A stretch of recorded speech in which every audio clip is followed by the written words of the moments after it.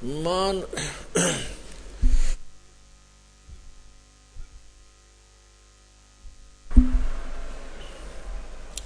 मात पिता मिल जाएंगे 184 माही। सतगुरु सेवा और ये भक्ति भाई फेर मिलन की नाही। जिस भी शरीर में आप जाओगे, पशु के शरीर में को प्राप्त करोगे, वहां भी आपको फादर मदर मिल जाएंगे। आप गधे की योनि पाओगे, उसमें भी माता पिता मिल जाएंगे। और मनुष्य योनि भी प्राप्त करोगे, मनुष्य जीवन भी प्राप्त करोगे कभी, तो मनुष्य माता पिता फिर भी मिल जाएंगे। लेकिन सतगुरु सेवा और बंदगी भाई फेर मिलन की ना। सतगुरु मिले नहीं, और सतगुरु मिले तो या सेवा मिले। नकली सतगुरुओं के यहाँ अगर सेवा भी करते हो वो यूजलेस है। तो आज परमात्मा ने आप पर नारी कृपा कर रखी है कि आपको सतगुरु मिले, मानुष जीवन मिला। इसलिए परमात्मा के इस ज्ञान को आधार बनाकर अपना जीवन सफर तय करो। अपन आत्माओं, परमात्मा प्रत्येक युग में आकर ज्ञान कराते हैं।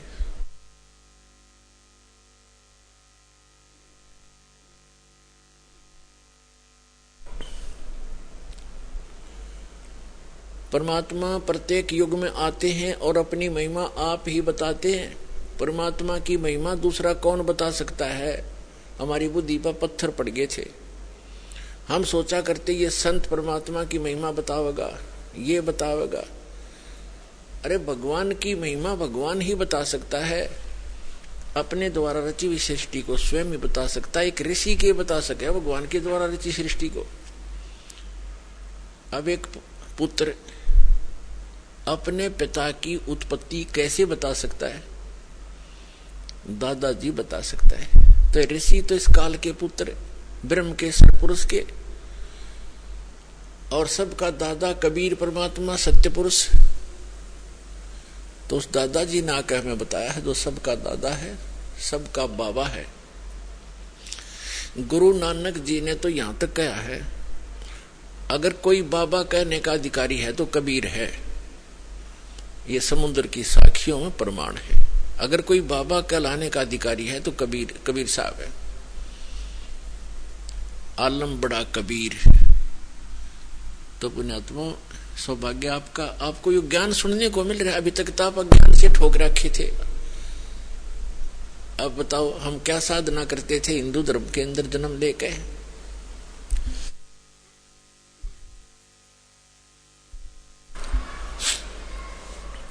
इन काल के ऋषि महर्षियों, आचार्यों और शंकराचार्यों द्वारा दिए गए ज्ञान के आधार से हम कौन सी पूजाएं किया करते थे, आप सभी को मालूम है।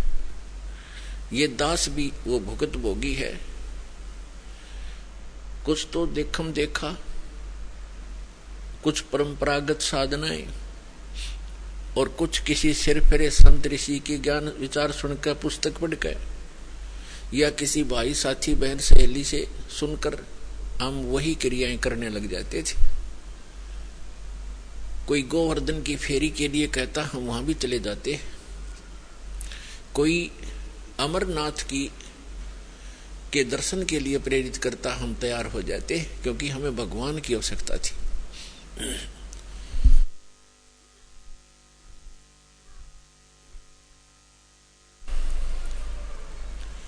और कोई पंच केदार के लिए प्रेरित करता, उन 5 केदारों के भी दर्शन के लिए जाते। कोई पशुपति नाथ के लिए कहता, हम नेपाल भी जाते। कोई सोमवार का व्रत बताता तो हम वो भी करते। कोई मंगलवार के लिए प्रेरित करता, हम मंगलवार का व्रत भी प्रारंभ कर देते। पुण्यात्माओं, हमें अध्यात्म ज्ञान नहीं था, ये लोक वेद था। तो परमेश्वर ने स्वयं आकर के एक संत भक्त, और परमेश्वर तो वो थे ही, और एक सतगुरु, इन सब की भूमिका की। जब आदरणीय स्वामी रामानंद जी परमात्मा को देखा सतलोक के अंदर और फिर वापस देखा वहीं आपके अपने सामने बैठे उस बालक रूप में, तब कहा था दोहू ठौर है एक तू भया एक से दो, और गरीबदास हम कारणे तुम आए हो मगदो।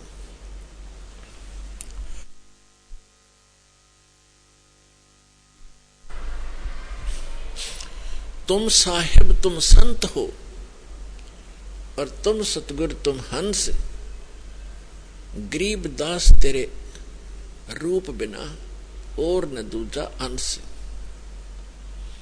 बोलत रामानंद जी सुनो कबीर करतार, गरीबदास सब रूप के तुम ही सृजनहार।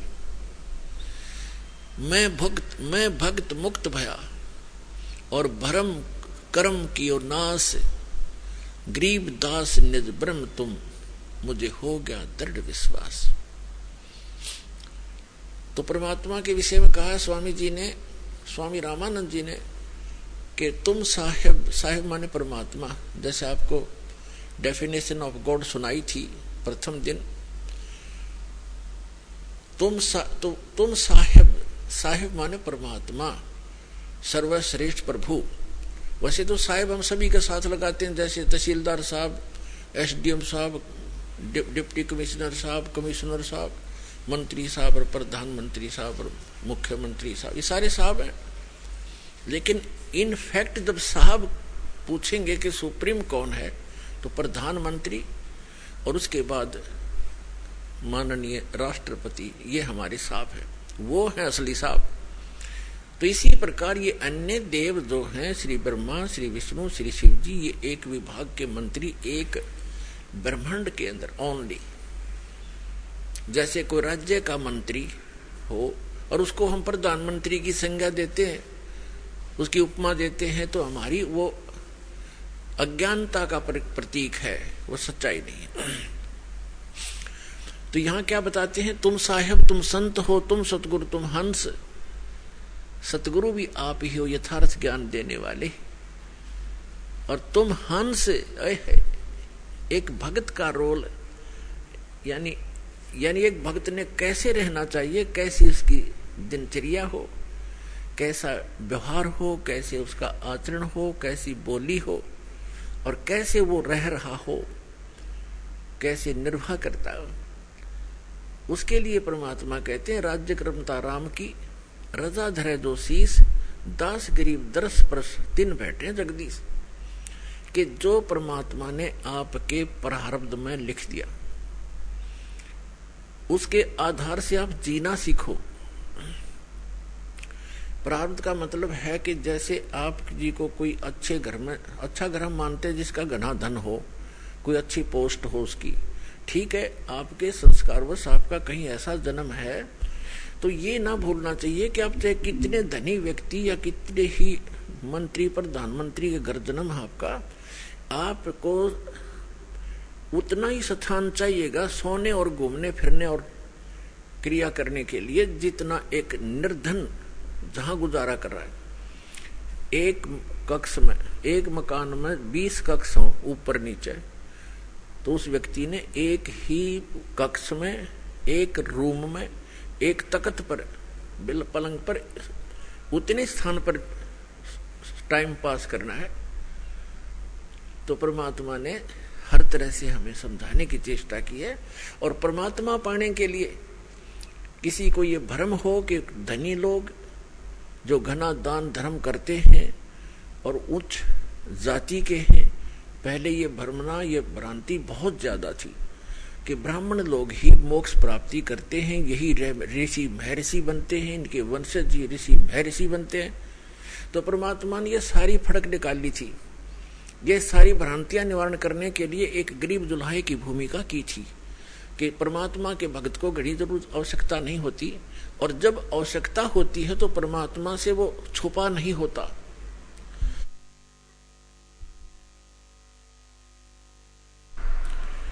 परमात्मा से कुछ छुपा नहीं, उसको सब पता होता है।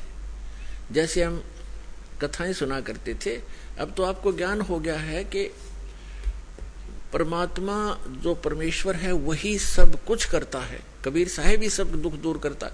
लेकिन हम जिस भी इष्ट की स्तुति जहाँ बोल रही होती है, हम सभी उसकी पूजा करते हैं और मानते रहते हैं कि ये हमें सुख दे रहा है और सब कुछ कर रहा होता है कबीर भगवान, क्योंकि वो ही गीता अध्याय नंबर 15 के श्लोक नंबर 16 और 17 में 3 पुरुष हैं, शर पुरुष और अक्षर पुरुष। इनके विषय में बताया कि खुद विनाशवान है, इनके अंतर्गत जितने प्राणी वो विनाशवान है। उत्तम पुरुष है तू अन्य 17वें श्लोक में कहा। और ये लोग तरम अविश्य विवर्ती अवैश्वर है, वही सबका धारण पोषण करने वाला है, वो परम अक्षर ब्रह्म। इन दोनों से न्यारा सरपुरुष तो ये ब्रह्म है जो गीता का ज्ञान देता श्री कृष्ण में प्रवेश करके, और अक्षर पुरुष ये सरपुरुष जो है इसको सरब्रह्म भी कहते हैं, ज्योति निर्जन काल भी कहते हैं। ये केवल 21 ब्रह्मांड का स्वामी है। और अक्षर पुरुष 7 ब्रह्मांड का स्वामी है। और परम अक्षर ब्रह्म गीता अध्याय नंबर 8 के श्लोक नंबर 1 के उत्तर में अर्जुन को गीता ज्ञानदाता कहता है कि वो परम अक्षर ब्रह्म है, वो तत्व ब्रह्म जो गीता ज्ञानदाता से अन्य और सुप्रीम गॉड है, कंप्लीट गॉड है। तो गीता अध्याय नंबर 15 के श्लोक नंबर 17 में कहा कि ओ उत्तम पुरुष तू अन्य परमात्मा इति उदाहरत है। और ये लोग तरम आविश्य विभर्ती अवैश्वर है, वो तीनों लोगों में प्रवेश करके सबका धारण पोषण करता है, इंक्लूडिंग ब्रह्मा विष्णु महेश की भी वही आपत्ति निवारण करता है। जैसा कि आपको कल बताया था कि समुद्र पर जो पुल नहीं बन रहा था वो परमात्मा आए थे, क्योंकि वो भी उनके बच्चे हैं। चींटी से लेकर हाथी तक, रंग से लेकर राजा तक, देव से लेकर महादेव तक, निरंजन और दुर्गा तक उसी के बच्चे हैं। अपने बच्चों को वही संभालता है। अब जो दास आज प्रसंग सुना रहा है आपको,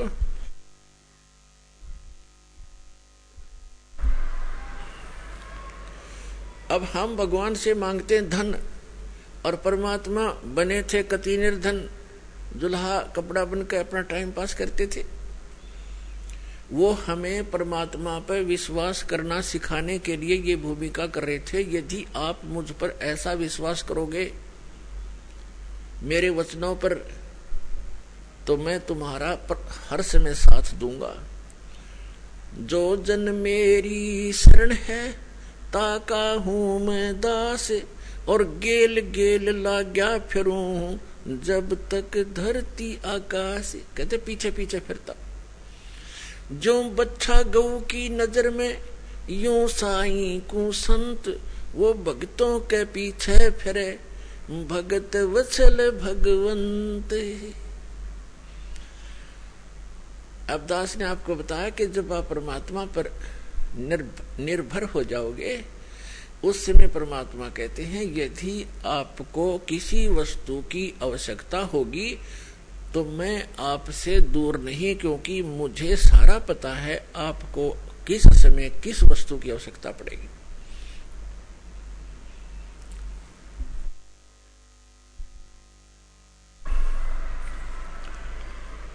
पहले आपको इसी पर परमात्मा कहते हैं कि जिनको विश्वास नहीं है परमात्मा पे और राम राम भी करते हैं, भक्ति भी कर रहे हैं, कहते क्या हुआ नाम जपणते जब मन में नहीं विश्वास। परमात्मा का विश्वास नहीं तो व्हाट इज यूज, उस भक्ति का यूज नहीं है। अब हम जैसे पुरानी कुछ अपनी कथाएं थी उनमें से साथ लेते हैं, वो भी भ्रमित ज्ञान था, उसको सुचारू करते हैं। अब जैसे एक नरसी नाम के सेठ थे, मेहता थे, और वो बड़े धनवान थे। 56 करोड़ की संपत्ति थी उनके पास, 56 करोड़ की संपत्ति, आज से लगभग 500-600 वर्ष पहले। और कंजूस इतना था कि चवन्नी खर्च नहीं करे, दान भी करना भूल गया। और ये माया जब बढ़ जाती है ये इंसान को दबा लेती है। परमात्मा कहते हैं इस माया को अपने ऊपर ना रखो, इसके ऊपर रहो। मोटरसाइकिल को सिर पे नहीं उठाना चाहिए, उसके ऊपर बैठकर चलना चाहिए। वो मोटरसाइकिल को सिर पर रखे हुए था। तो वह उसकी मूर्खता थी। परमात्मा ने उस दलदल से उस प्यारी आत्मा को निकालना था।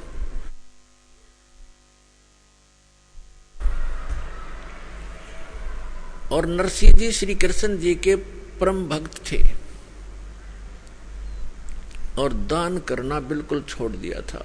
56 करोड़ उसकी संपत्ति थी और साथ में उसकी हुंडी चलती थी। हुंडी माने जैसे आजकल बैंक हैं और बैंकों में ड्राफ्ट बनाए जाते हैं।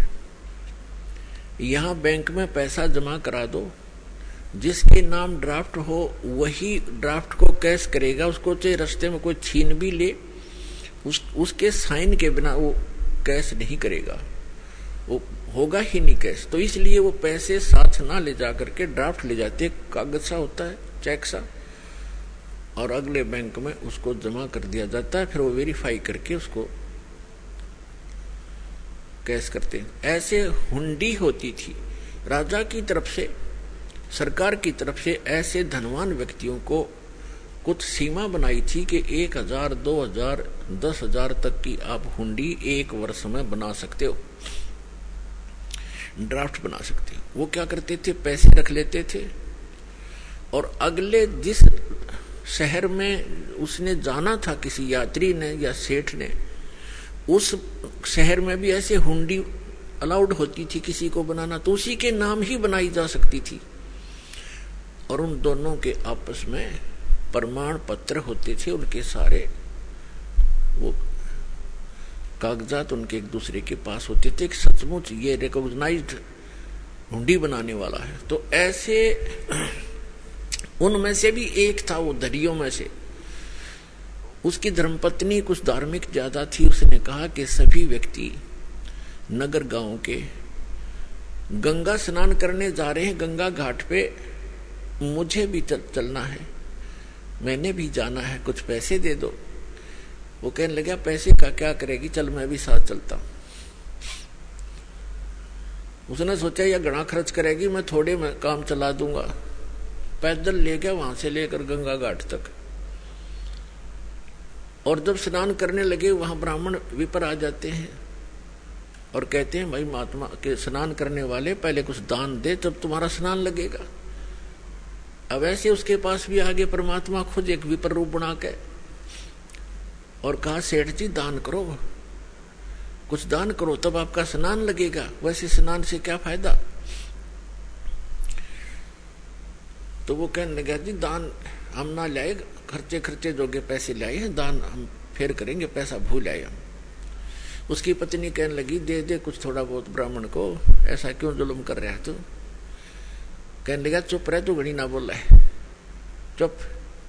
नान लग गया। पंडित जी ने फिर कहा कि भाई नरा पानी में गोते मारने तो बात ना बना, कुछ धन का दान कर सेठ जी। उन्होंने सोचा ये ज्यादा बेइज्जती कर रहे हैं। कहने लगा 1% दूंगा, 1%। बोला जी एक चलो दे दे, दो तेरी इच्छा है। कहने लगा यहाँ ना दूं, मैं थोड़े लाया हूं पैसे, घर आ जाना, नरसिंह मेरा नाम है, और वैसे ऐसे मेरा फलाना गांव है जूनागढ़ जैसे, और वहां जाना, सब जानते हैं मुझे। बोला जी ठीक है चल, प्रॉमिस पक्का है, पक्का पक्का। बोला ठीक है। अब वो स्नान नहा धो के आगे घर पे। अब उन्होंने तो जाकर गठड़ी रखी थी घर में, यात्रा से पीछे से परमात्मा पहुंच गए विपर रूप न्यू के न्यू। दरवाजा खटखटाया, नौकर आया। हाँ जी बोलो ब्राह्मण, बोलो महात्मा जी क्या बात है। कि भाई सेठ जी से कहिए, सेठ जी से कहना मेरा एक दान स्वीकार करके आया था वो, और कहना वो ब्राह्मण अपना दान दक्षिणा लेने आया है, कृपा दे में फिर जाना है। नौकर ने जाके कहा जी कोई ब्राह्मण आया है, आपने गंगा जी पर उनको कुछ दान करने का प्रॉमिस किया था, वो अपना दान मांग रहा है। अब सेठ जी ने सोचा ये तो भाई चिपक गया, यहां भी आप आमरा कमबख्त। उसने क्या विचार ला कि आज इस यू यहाँ 1% मांगना आ गया, कल नहीं यू 2% मांगेगा, फिर यो 100 रुपये की ऐसे ही पीछे पड़ लेगा, इसने तो रास्ता मिल गया ये। तो सेठ जी ने कहा कि कह दे उसको ब्राह्मण को कि विश्राम कर, 2 दिन बाद आना, अभी सेठ जी थके हारे आए हैं, विश्राम करेंगे। नौकर ने ऐसा ही कह दिया।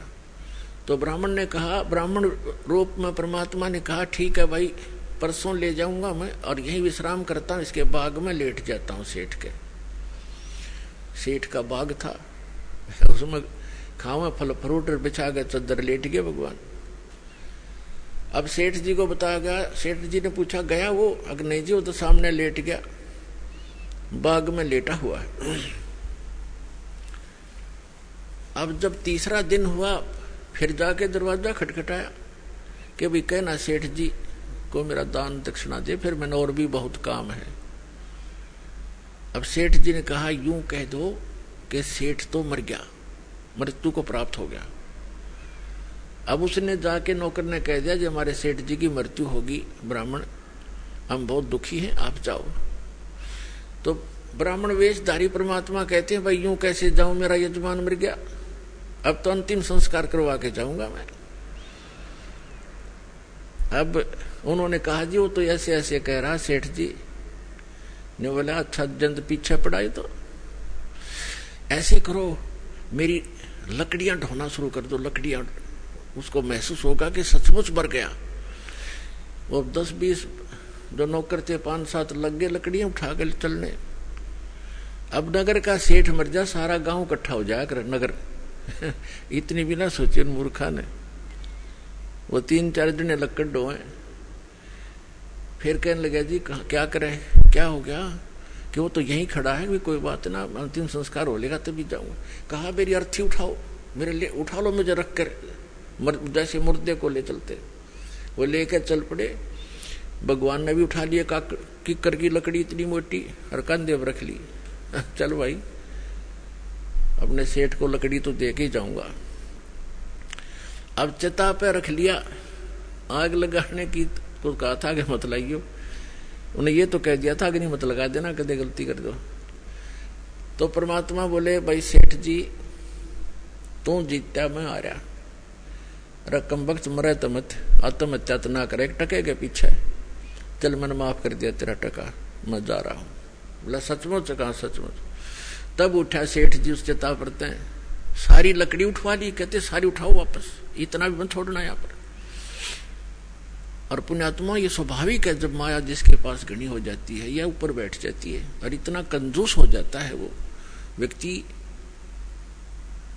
उसको कुछ भी आभास नहीं रहता, ऐसा नशा बन जाता है। अब सेठ जी ने सोचा बन गई बात, कटी टंटा गया और निकम्मा।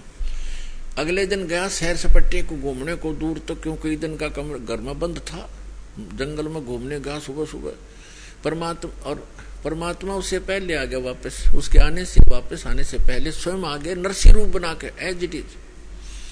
और नौकरों से कहा कि वो व्यक्ति जो 3 दिन से मुझे परेशान कर रहा था ब्राह्मण, आज वो मेरा रूप बना का होगा, और उसको धमका देना और बकवाद करे तो डंडे लगा देना, घना नहीं 1-2 छोटा लगा देना, और कह देना तू बहुरूपिया है, हमारे सेठ को ठगना चाहता है, हम सब जानते हैं तुझे। तो जो ही वो परमात्मा तो बैठ गए नरसी बन के गद्दी पे, नरसी आया सैर सपट्टे करता, नौकर खड़े थे 4, उन्हें पता था ये तो सचमुच आ गया। उन्हें कह रहा हो बहुरूपिया वही खड़ा हो जा, अंदर मत आ जाइए।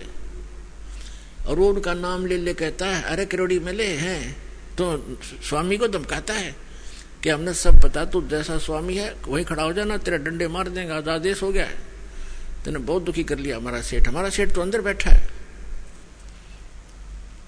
अब उसके पैरों तले की धरती खिसक गई, सेठ जी का आज तक कर दिया काम इसने, अब ये एक नहीं सुने मेरी। अब उसने क्या किया, किसी वकील एडवोकेट का सहारा लिया और कोर्ट में केस कर दिया कि एक नकली नरसी बनकर मेरी संपत्ति हड़पना चाहता है।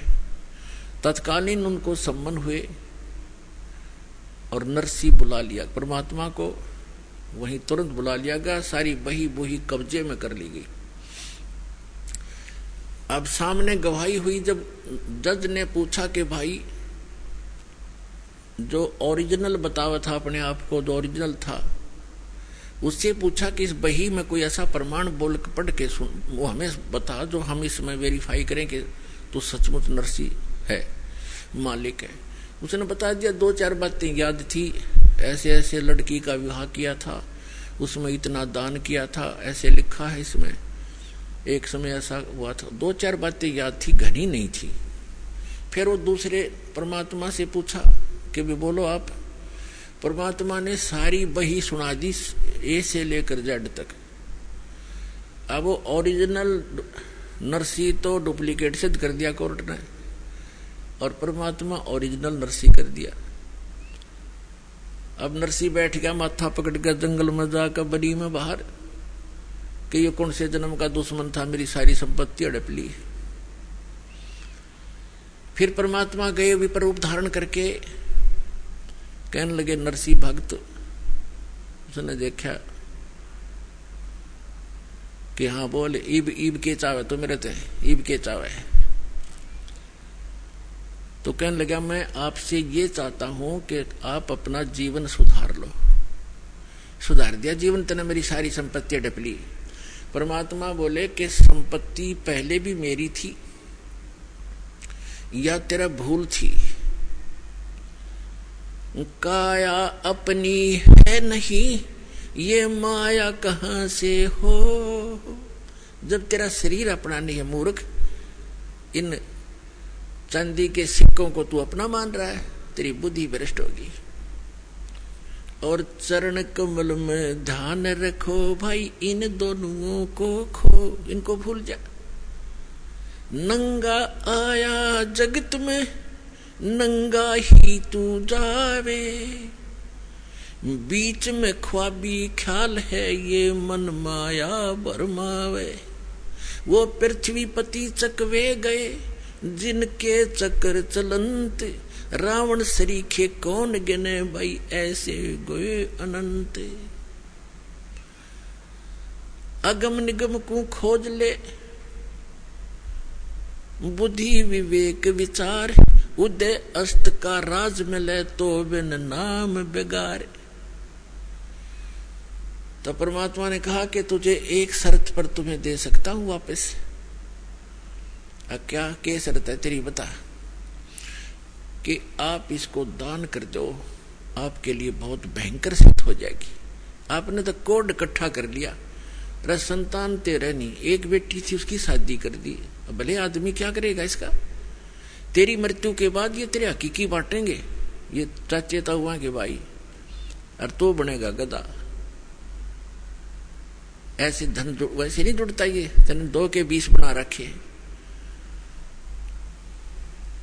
मैं तेरे हित में कह रहा हूं भाई। काफी देर सत्संग सुनाया, परमात्मा ने बुद्धि ठिकाना आ गई। कहने लगे परमात्मा के, जब तू इसको दान करेगा तो दूंगा ना, तेरे तो गईया, और दान करेगा तो तेरे पाप कटेंगे, कुछ सहारा मिलेगा तुझे। उसके बाद समझ में आएगी कि आप जो कहोगे मैं वही कहूंगा, वही करूंगा। कहने लगा जाते। फिर वो आ गया वापस। अब नरसी का रोड़ा था, वो ओरिजिनल नरसी भेज दिया, जा भाई बांट दे। उसने उसी दिन भंडारे शुरू कर दिए, गरीबों में बांट दिए, साधु संत बुला लिए, यानी 56 करोड़ संपत्ति कति लुटा के। और बैठ गया बनी में एक झोपड़ी पाके, दोनों पति पत्नी। उसकी पत्नी तो बहुत धार्मिक थी, हर बात में साथ देती थी उसका। अब ठीक है पाप कटे, अपन क्या करना है, भक्ति कराएंगे बैठ के। रोज अटपट में रहता सारी रात, ऐसा अब लाइन जाओ था बैठा बैठा, ठीक हो गया, पाप कट गया।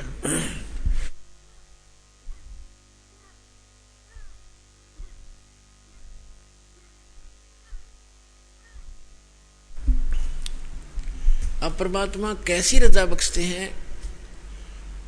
एक अब उसकी जो हुंडी चलती थी वो निर्धन हो गया, हुंडी कैंसिल कर दी गवर्नमेंट ने। और उस पहले उसका बहुत बोलबाला था, तो 4 भगत आगे, उन्होंने द्वारका जाना था, द्वारका के दर्शन करने। द्वारका में जाना था, जगन्नाथ के मंदिर उधर द्वारका के जहाँ कबीर साहब वो द्वारका जाना था। जैसे आजकल जाते हैं भ्रमित होकर के भगवान वहां रहा करते द्वारका में। द्वारका तो समुद्र में है, वैसे बाहर थोड़ा सा वैसे मंदिर बना रहे हैं अलग से। द्वारका तो खत्म हो ली थी, फिर भी वहां जाते हैं दर्शनार्थ श्रद्धालु।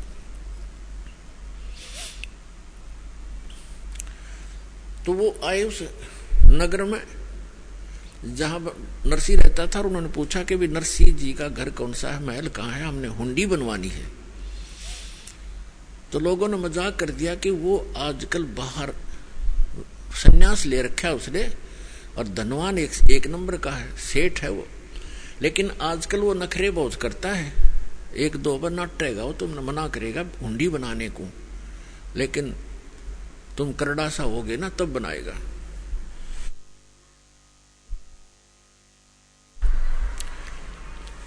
वो पता करके वहां झोपड़ी में पहुंच गए जहां दोनों पति पत्नी बैठे थे नगर के बाहर।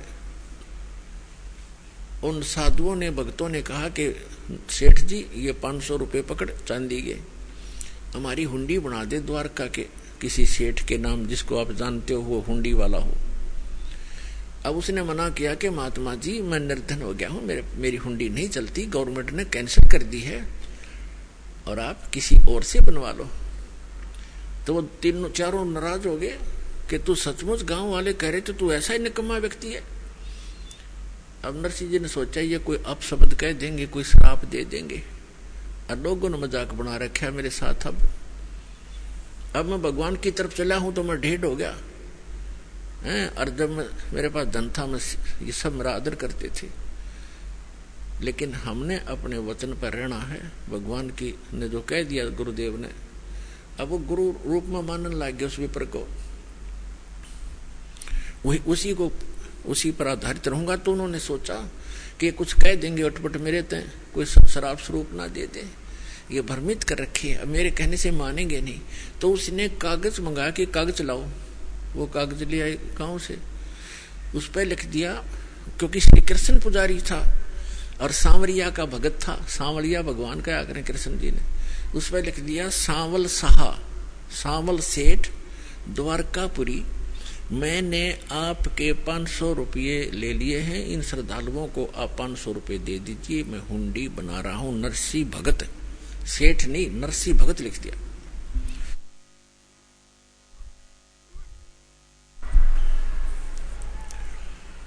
अब वो चारों के चारों पहुंच गए कागज लेकर के।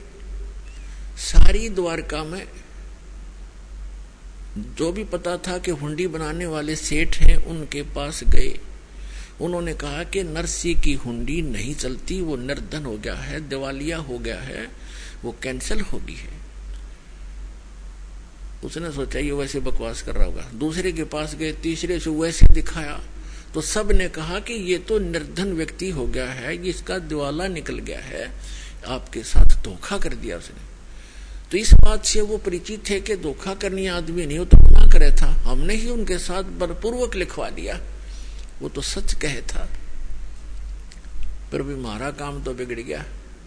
अब या घुमा फिरा हो कि खाना खूना खाते, या बड़ी बात बिगड़ी। पर उनको इतना विश्वास था कि हमारे पैसे सुरक्षित मिलेंगे, वो भगत एक नंबर का है, जाकर देगा वापस। तो ऐसा सारी द्वारका में घूम फिर कर वो बाहर चले गए। किसी ने, सबने यही बताया, बाहर समुद्र के किनारे बैठ गए एक साइड में वृक्ष के नीचे, और बहुत ही चिंतित थे। अब के बनी भाई,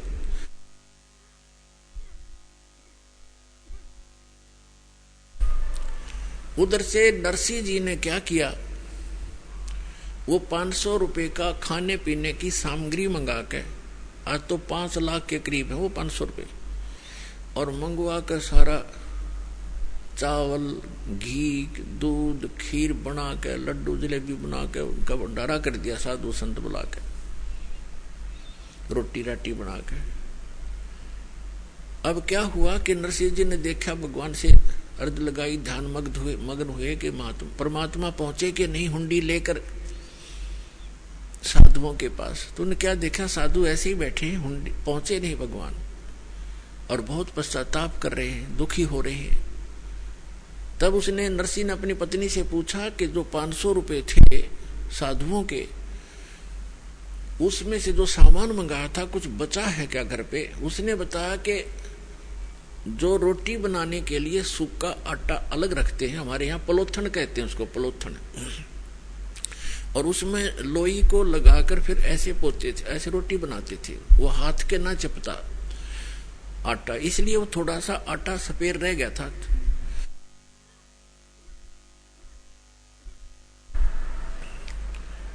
तो उसको पलोथन कहते हैं। नरसिंह की पत्नी ने देखा, उसने बताया कि ये थोड़ा सा आटा बचा है जो मैंने पलोथन के लिए रखा था, रोटी पोते समय ऐसे हाथ लगाया करती थी। नरसिंह जी ने कहा कि इसका पानी का हाथ लगा के इन चारों की रोटी बना दे। उसने चारों रोटी बना के और सेक चूल्हे पे सेक के रख ली। इतने में परमात्मा पहुंच गए एक साथ दूर रूप बना के और कहने लगे, भाई भगत भूख लगी है और कुछ भोजन दे। तुरंत लिया चारों रोटी ठा के, अगले महाराज भोजन खा लो। अब वहां भोजन भोग लगाया भगवान ने, और वहां सांवल शाह नाम का एक सेठ बन के, और जैसे वो मारवाड़ी सेठ होते हैं ना, बड़ी बड़ा साफा दोहरी धोती, कान में कलम टांग रखी पहन और काख में बही, और पहुंच गया वहां पर साधुओं के पास।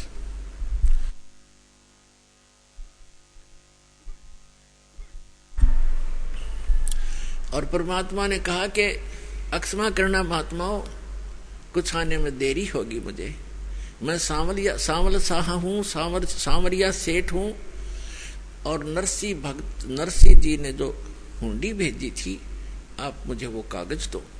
वो कागज दिया और कहा आ जाओ, तुम्हें ये पैसे दूंगा। चांदी के सिक्के चला करते। वहां उस द्वारका के मेन बाजार में चौराहे पर कहा, यहाँ चद्दर बिछा लो।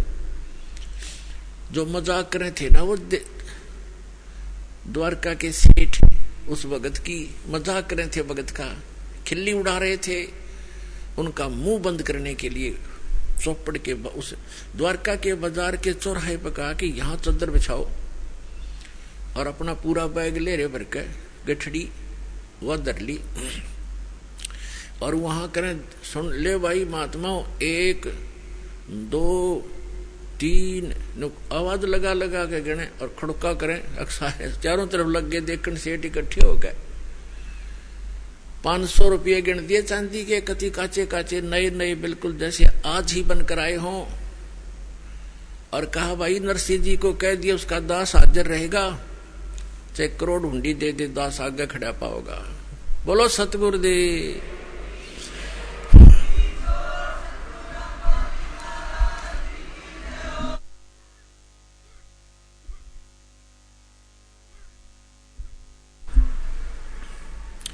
परमात्मा कहते हैं, जो जन मेरी शरण है ताका हूं मैं दास, और गेल गेल लाग्या फिरूं, पीछे पीछे फिरूं, जब तक धरती आकाश।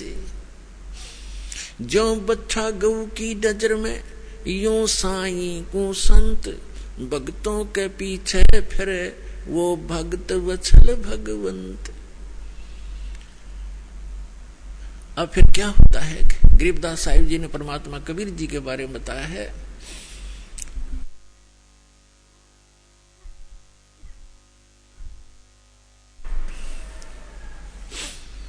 नरसिंह जी की हुंडी दीनी वह सांवल सा कहाया, द्योती का ब्याह भया तब भात भरण को आया।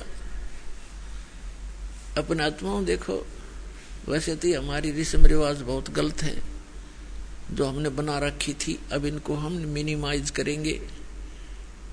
लेकिन सतयुग त्रेता द्वापर में परमात्मा ने कहा था कि बहुत ही कम हंस पार हो पाएंगे, और इस कलयुग में मैं धीरे धीरे जो समय फिक्स किया है इसी के दौरान सबको पार करूंगा, और पार होने की विधि उन्होंने बताई है, वो दास आपको बताता रहेगा। लेकिन परमात्मा जैसे आपको दास बार बार बताता है कि ये काल भगवान जो यहाँ का प्रभु स्वामी है किस ब्रह्मांड का,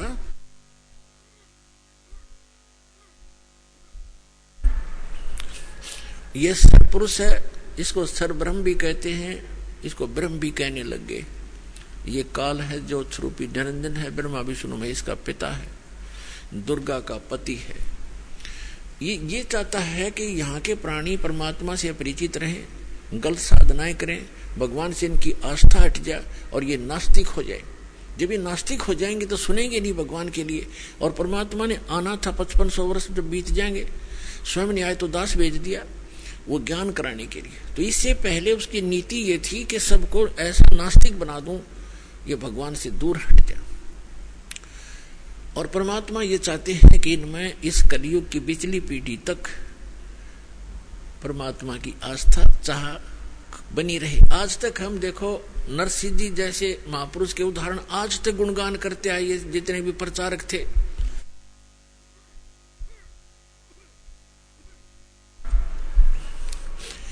और जिस कारण से हमारी आस्था बनी रही कि भगवान ऐसा करता ही करता है। लेकिन ना उन प्रचारकों को कभी ऐसा हुआ, ना उनके उपासकों को कभी ऐसा हुआ, लेकिन उसके कारण हम डटे रहे कि भगवान ऐसा करता है, ऐसा हुआ है तभी तो गुणगान हो रहे हैं। अब क्या हुआ कि एक दिन उसकी लड़की का विवाह, लड़की ब्याह रखी थी, विवाह कर रखा था उसका, लड़की जवान होगी, उसका विवाह हुआ। उसके विवाह के लिए लड़की आ गई बात नौतन, यानी अपने पिता, ऐसे रिवाज बना रखी अपन ने। तो ये रिवाजें अच्छी नहीं है, फिर भी भगवान ने दुखी होना पड़ा, उसके लिए भी बहुत कुछ करना पड़ा।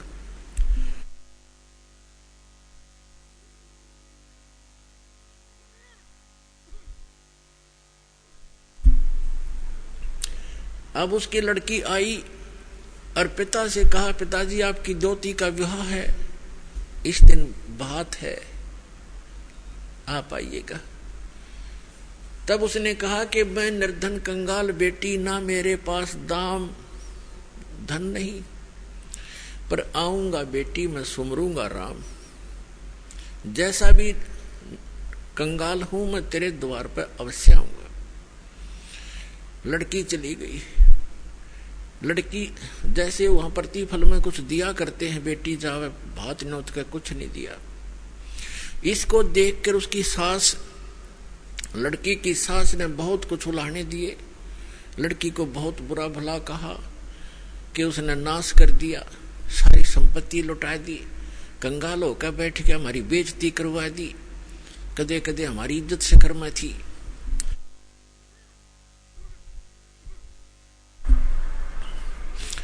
अब लड़की बोल रहे क्या, बेचारी सबर का घूंट आंसू में टपकाने लगी, बैठ गई एक तरफ जाकर। अब नरसिंह चिंतित हुआ कि कैसे वहां पहुंचेंगे, कौन मेरा साथी होगा। यदि वो सेठ होता और भात आ जाता, उसके साथ जाने वाले सैकड़ों इकट्ठे हो जाते गांव नगर के आदमी। और उस दिन कोई नहीं आया। उनके पास कुछ अंधे सूरदास आया करते थे, नरसिंह जी की झोपड़ी पर बैठ जाते थे, सत्संग करते थे, विचार विमर्श करते थे, फिर चले जाते थे।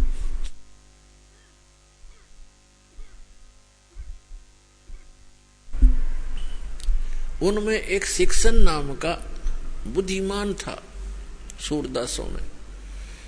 उसने कहा कि आज नरसिंह तेरी बात में कसक नहीं, तेरी आवाज में कोई चिंता टेंशन बन गई। उसने बताई कि ऐसे ऐसे लड़की आई थी और ज्योति का भात आ गया है और ये चिंता बन गई मैंने। नरसिंह वो कहने लगे, उस शिक्षण सूरदास अंधे ने कहा कि भाई भगवान पर भरोसा रख, दिल ना तोड़े, हम चलेंगे तेरे साथ। ने बोला नगर का कोई साथ नहीं हो सकता। कहने लगे हम चलेंगे सारे के, वो 16 जने थे गिनती में। बोले हम चलेंगे तेरे साथ, चिंता ना करे, कोई बात नहीं, देखी जाएगी जो भगवान उड़ इज्जत हो चाहे बेइज्जती, पर बेटी के द्वार पर खड़े जरूर होंगे चल के।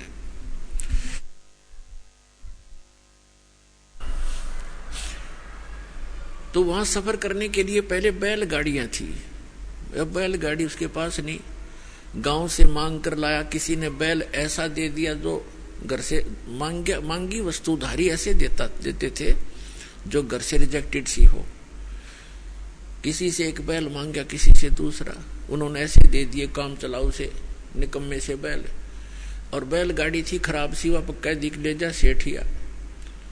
अब सेठ ने वही बैल दोनों जोड़ के वह गाड़ी ले ली, बैलगाड़ी। 16 सूरदास उसमें बैठ के, वह उसके मित्र।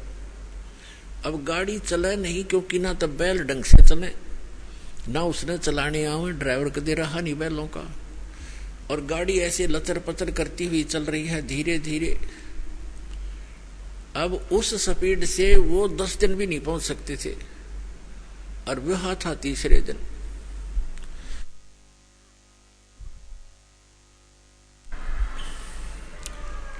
अब वो श्री कृष्ण के पुजारी थे, सूरदास भी, और साथ में नरसिंह जी भी श्री कृष्ण जी की अर्धी अर्ध लगाते जा रहे थे।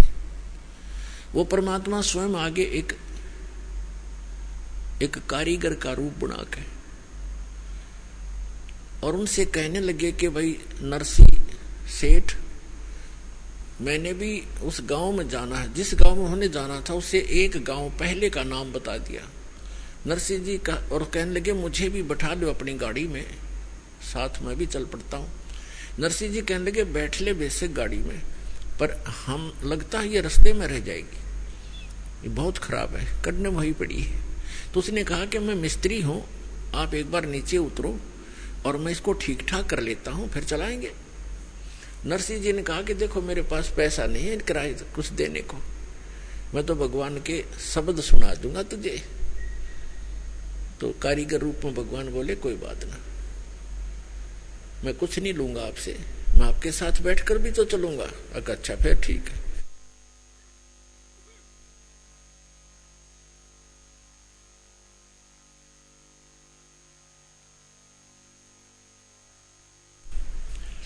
तो पुण्यात्माओं, जितने आज तक ये प्रचारक हुए हैं,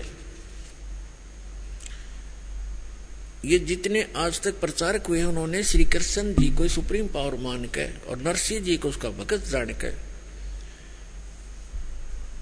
उनको एक महिमा का शब्द बना रखा है, वो सुनाता हूं आपको। लेकिन सच्चाई जो है वो दास आपको बताएगा। अब उन्होंने कैसे बताया है,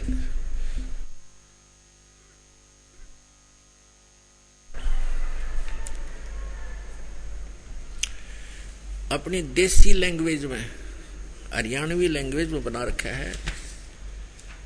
गाड़ी आले मने बैठा ले, एक बहो गाड़ी थाम भाई मैं हार लिया।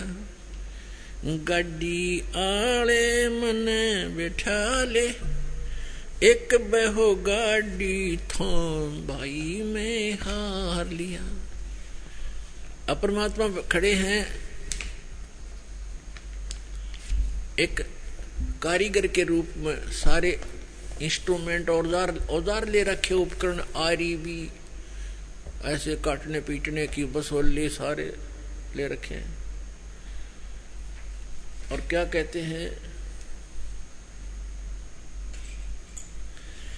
गड्डी आले मने बैठा ले, एक बहू गाड़ी थाम भाई मैं हार लिया। नरसिंह जी जब न्यो बोले, या गाड़ी मेरी पुरानी है।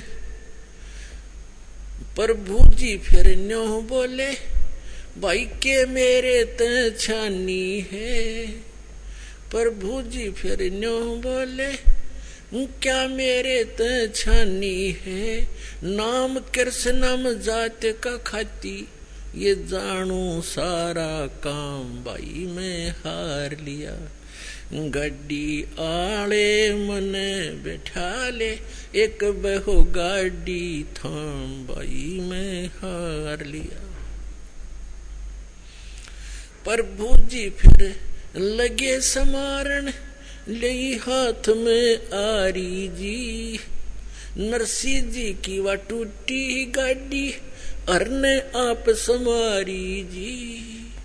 नरसिंह जी प्रभु जी जब लगे संवारण, ले हाथ में आरी जी। नरसिंह जी की वा टूटी गाड़ी, अरने आप समारी जी। नरसिंह बोला मैं शब्द सुना दूं, ना देने को दाम भाई मैं हार लिया। गाड़ी वाले मने बैठा ले, एक बहो गाड़ी थाम भाई मैं हार लिया।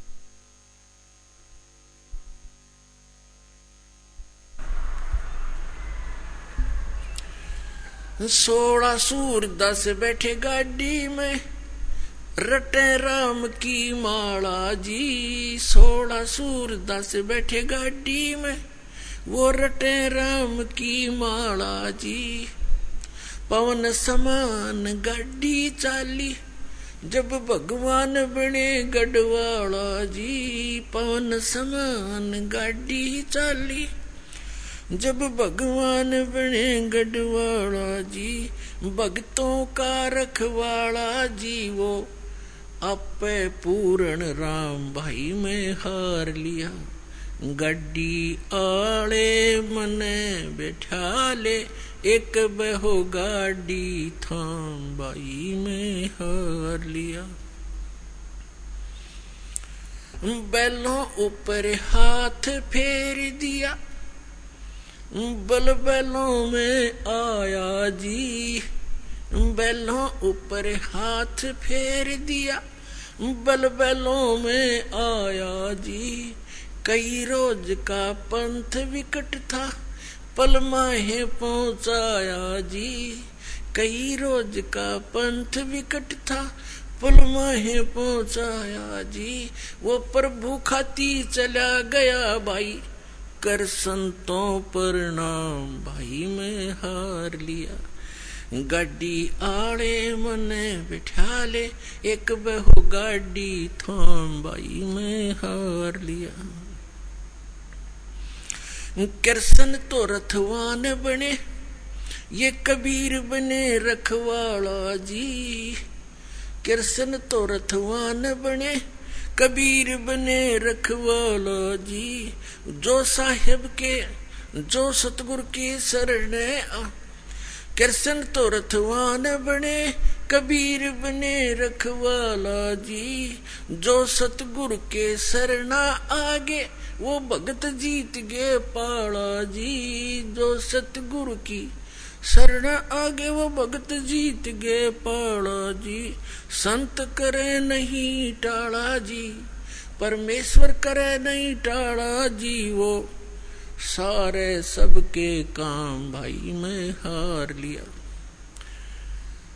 गाड़ी आले मने बैठा ले, एक बहो गाड़ी थाम भाई मैं हार लिया। अपना तो हमने इस कथा से शिक्षा लेनी है।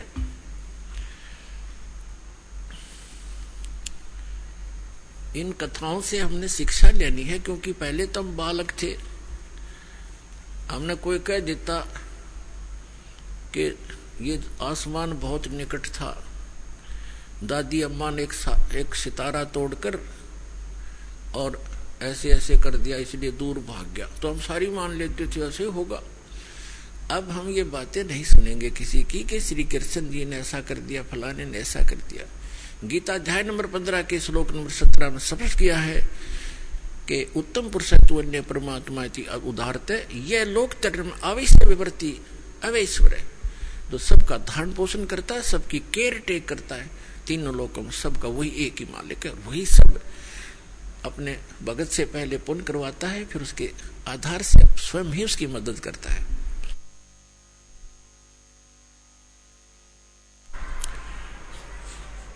तो कहने का बात यह है कि नरसिंह जी जब न्यों बोले, नरसिंह जी ने कहा कि गाड़ी मेरी पुरानी है, कंडम है, ये चल नहीं पा रही है।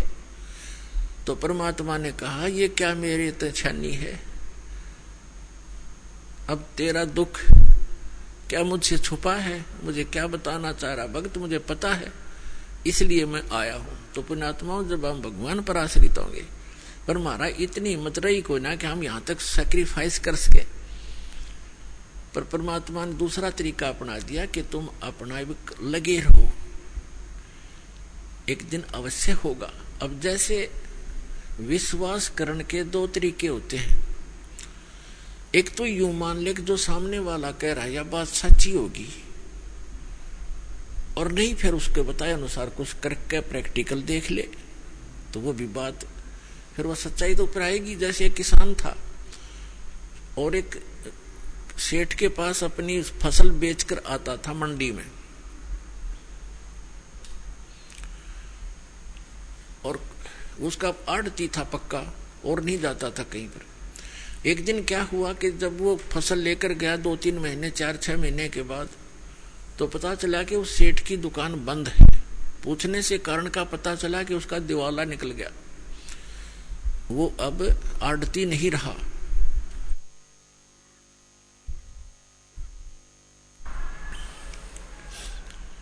तो उसका मित्र भी हो गया था वो बहुत अच्छा। अब उसके पास गया, उसके कुछ पैसे भी देने थे, वो कुछ उधार ले जाता था उससे सेठ, वो किसान।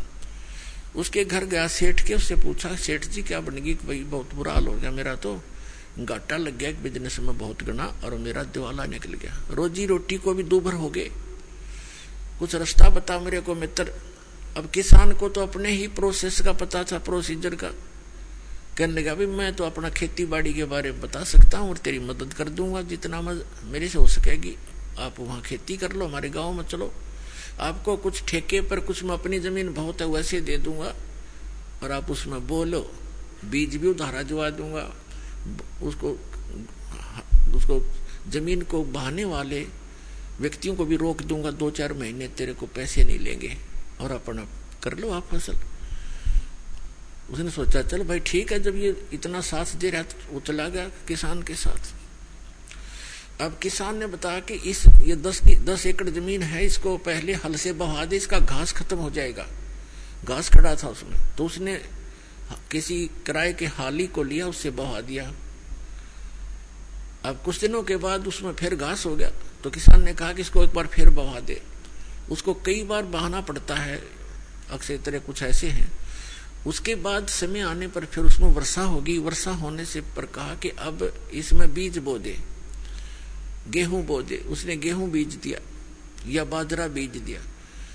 अब वो तो लाला जी था, रोजाना के 200 से 400 रुपए लेता था, गले में उठाता था। हर वहां चवन्नी नहीं आ रही, रोज खर्च ही खर्च हो रहा है। और डेली लिख रहा है, बाई वाली ने लिए 5 रुपये, दूसरी बार लिए 5 रुपये, तीसरी हाफ लिए 5, 15 रुपये तो खर्च हो लिए उसके। और अन इनकम अभी कोई आशा नहीं। जब उसने गेहूं बीजे, गेहूं का भी हिसाब ला लिया, बीज 50 रुपए का बीज गेहूं का, वो भी लिख लिया। उधार थे, देने तो थे ही उसने सोचा बड़ी बात बिगड़ी भाई, आता कुछ नहीं, जा ही रहा है। फिर देखा वो गेहूं बोने के बाद क्या देखा, खेत में सारे में घास उग गया। उसको पता था नहीं प्रोसेस का, वो सारे में गेहूं उग गए थे, सारा हरा भरा हो रहा। और वो माथे बात लाइन बैठा। उसने ये सोचा था इसमें फिर घास जाम गया, मित्र कहेगा इसने फिर बवा दे।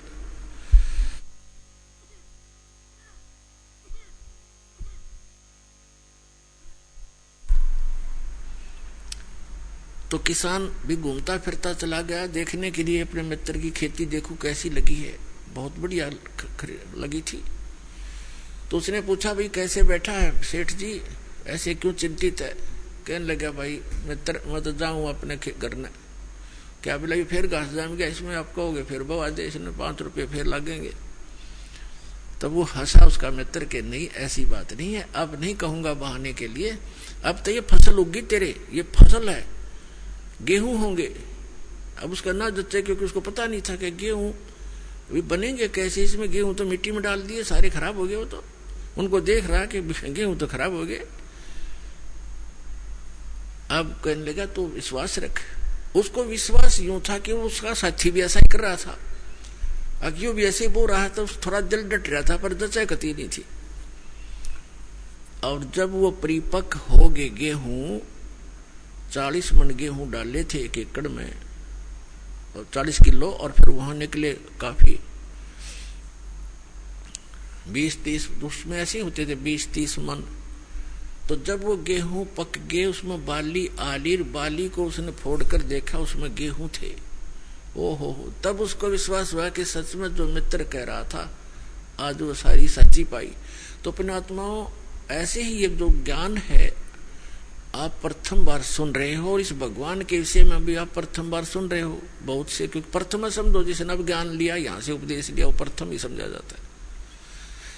तो दास जो आपको बता रहा है, दास ने भी वही काम किया है जो आपको समझा रहा हूं, बता रहा हूं, और फिर आपके साथियों को भी ये लाभ हुए हैं।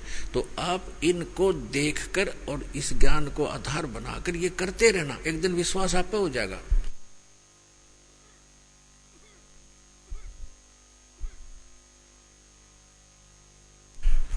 तो इस प्रकार हम जो साधना किया करते थे वो गलत करते थे। अब जैसे आजकल एक बहुत दुर्दांत घटना घटी हुई है, आत्मा रो रही है, उन अपने भाई बहनों की मृत्यु के ऊपर दुख हो रहा है।